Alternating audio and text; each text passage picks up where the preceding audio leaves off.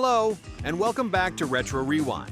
But my faith is justified. Are you sure? Yes, I'm sure down deep inside.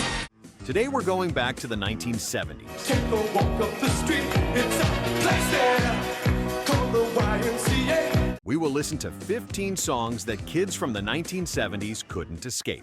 These are tracks that played in living rooms, school buses, roller rinks, and everywhere childhood memories were made.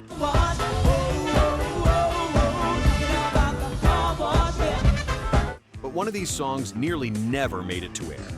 Radio programmers claimed it wasn't even a real song, just noise with no melody. All of a sudden I began to change. I was on the dance floor acting strange.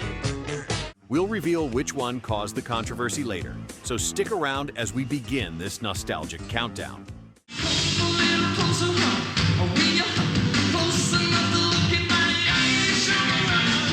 Number 1, My Sharona by the Knack, 1979.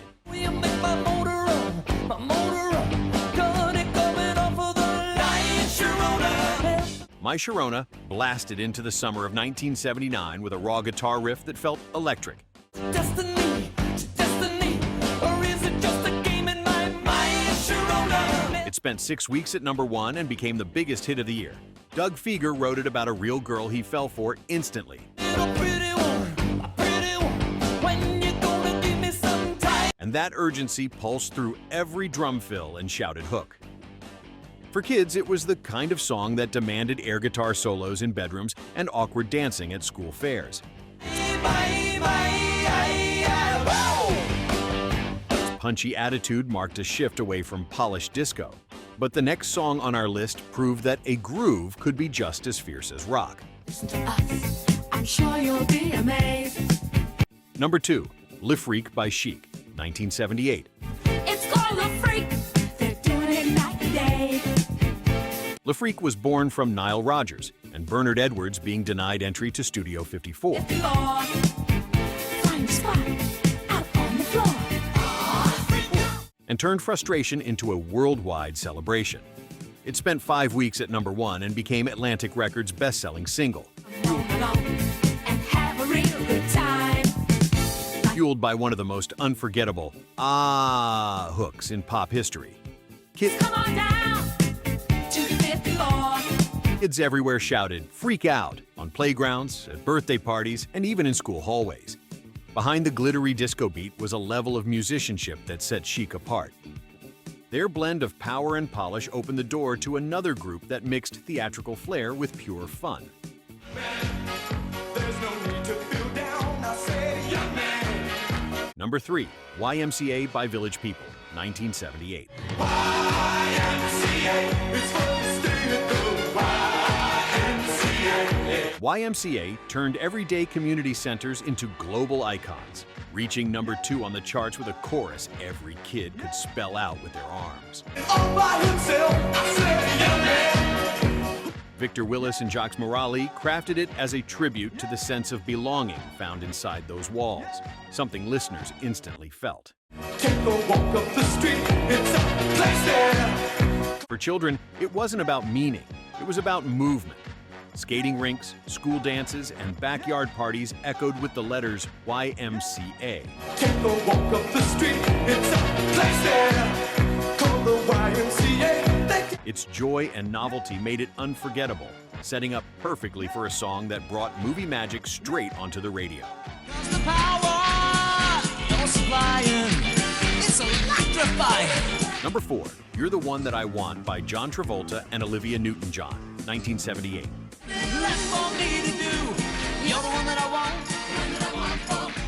Straight from the finale of Grease, You're the One That I Want became one of the top-selling singles of all time. The chemistry between Travolta and Newton-John lifted the song into pop history.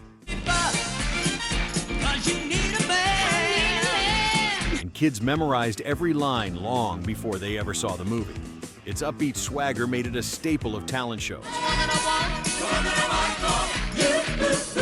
slumber parties, and family sing-alongs. It showed how film could supercharge a soundtrack. But my faith is justified. Are you sure? Yes, I'm sure down deep inside. A trend that kept shaping the late 70s. And speaking of unstoppable momentum, are Are you enjoying this video? If you are, please hit the like button. It's free and really helps the channel grow. Number 5, Staying Alive by Bee Gees, 1977.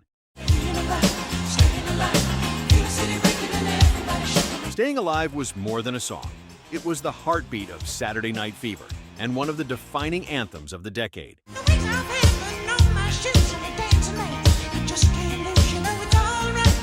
Barry, Robin, and Maurice Gibb crafted a driving beat and soaring falsetto that pushed the track to number 1 and embedded it into pop culture forever. Even kids who hadn't seen the movie recognized that strutting rhythm. It played in stores, car radios, and weekend parties, giving everyone a little extra swagger. Disco dominated the airwaves, but our next track proved that even the simplest beat could shake the world.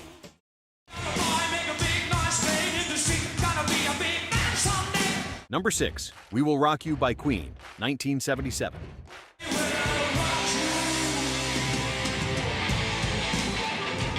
Brian May wrote We Will Rock You after witnessing fans sing so loudly at a concert that he wanted a song built entirely around audience participation. But when radio programmers first heard its bare stomp-clap rhythm, many refused to air it, calling it unfinished and not a real song.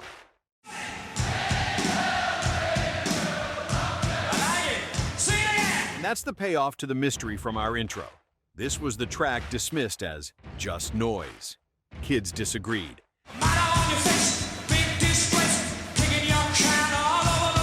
They turned it into a universal chant at games, assemblies, and anywhere feet could pound the floor.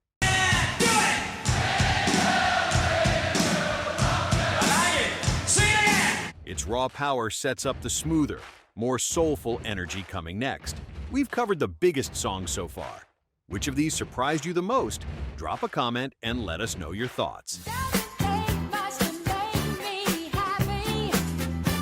Number 7, Best of My Love by The Emotions, 1977.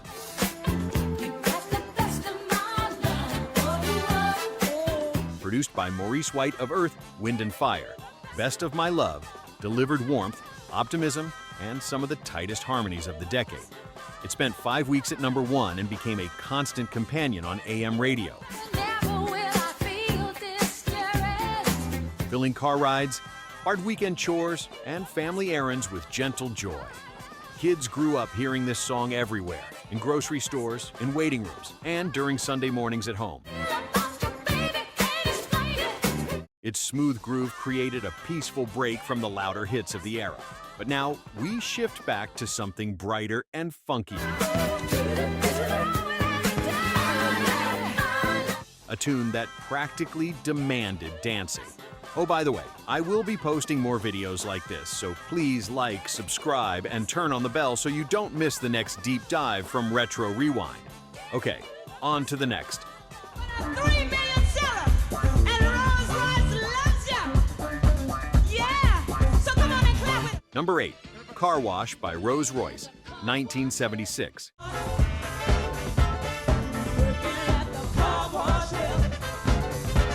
Car Wash, written by Norman Whitfield, blended crisp horns, catchy grooves, and Gwen Dickey's standout vocals into a funky, feel-good anthem.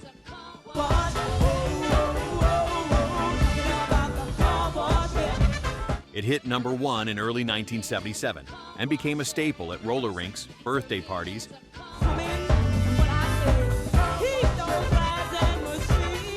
and school dances, anywhere kids wanted something energetic and fun. Its mix of disco and funk created one of the most irresistible rhythms of the decade. But not every classic had such an easy rise.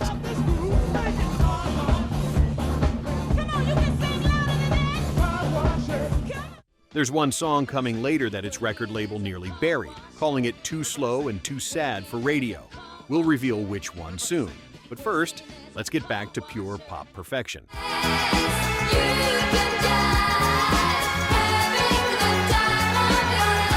Number 9, Dancing Queen by ABBA, 1976.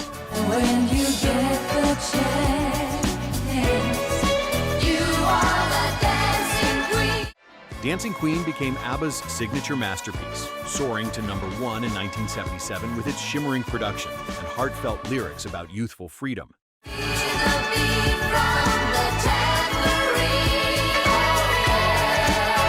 The song captured the thrill of dancing like nothing else mattered, and kids felt that magic even if they were too young to hit a real dance floor. Families played it during weekend chores, long drives, and celebrations.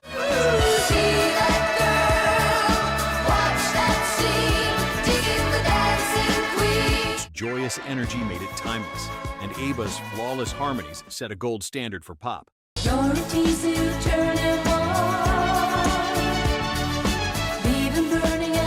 But while this song dazzled with elegance, the next track delivered something much stranger, a chant that kids couldn't stop repeating.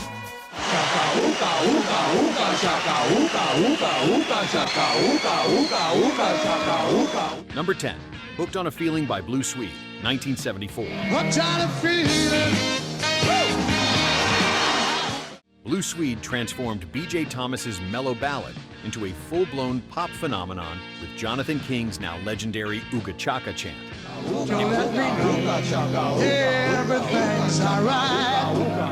It reached #1 in 1974, and kids immediately adopted those opening syllables as a playground favorite.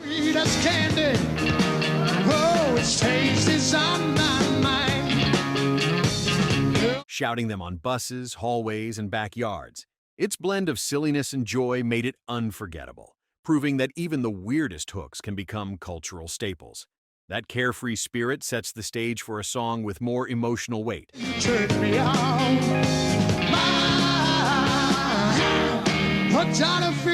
One whose surprising story brings us to the payoff of a mystery we teased earlier.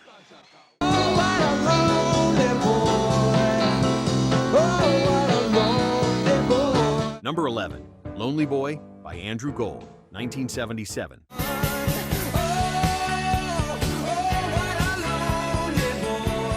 Gold wrote Lonely Boy with an honesty that stood out in a decade full of upbeat anthems.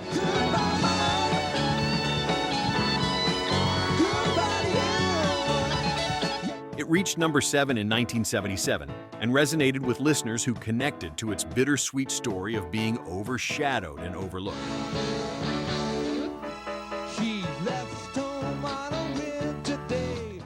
Kids didn't always understand the lyrics, but they felt the emotion. And here's the payoff to our earlier loop. This was the song the label nearly buried.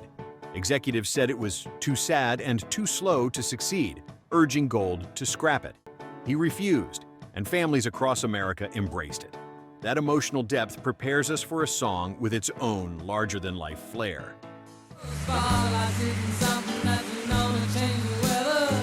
Number 12, Benny and the Jets by Elton John, 1973. Benny and the Jets blended a stuttering piano, glam rock attitude, and artificial crowd noise into one of Elton John's most iconic singles.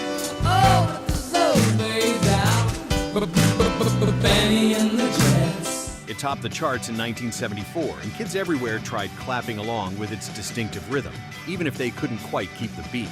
The song felt transported from a futuristic concert stage, creating a colorful world around Benny and her electric-booted band.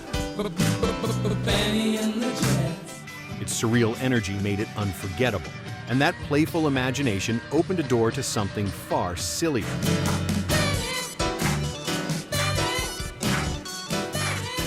A novelty hit kids adored even if adults rolled their eyes. All of a sudden I began to change. I was on the dance floor acting strange. Number 13, Disco Duck by Rick Dees, 1976.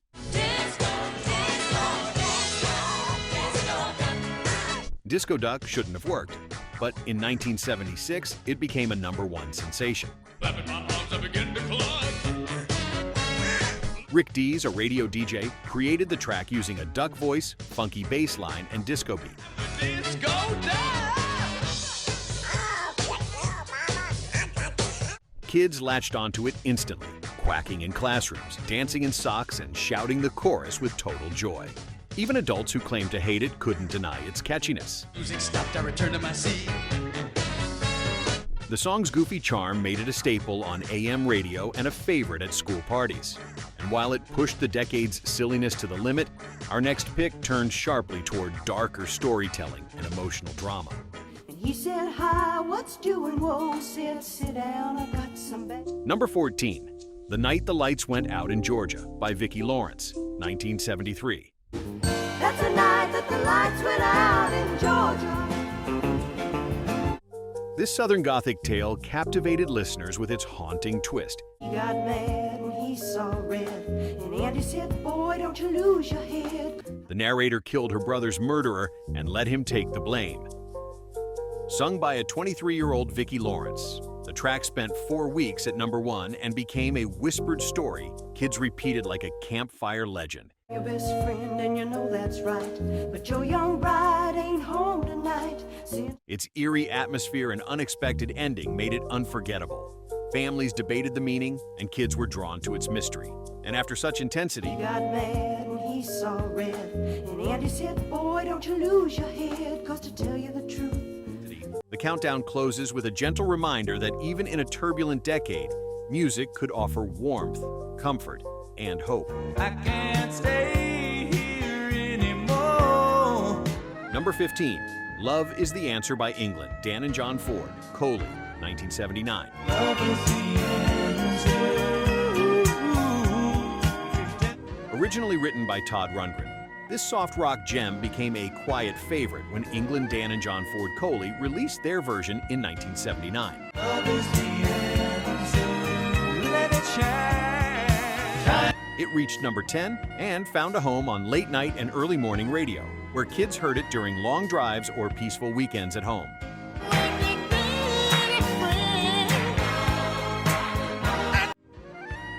Its soothing harmonies and gentle message made it a comforting end to the decade's whirlwind of genres, trends, and emotions.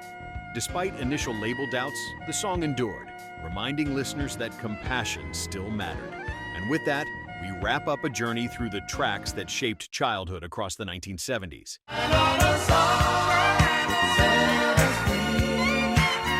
These 15 songs prove that growing up in the 1970s meant living with a soundtrack that never left you. From the explosive punch of My Sharona to the gentle comfort of Love is the Answer, each track shaped childhood in its own unforgettable way.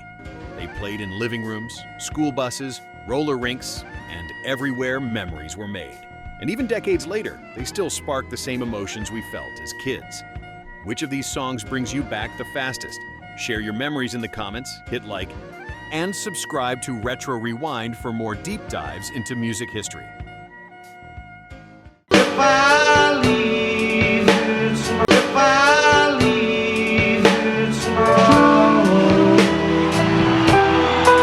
When you're on the street, you got to be able to pick out the easy meat.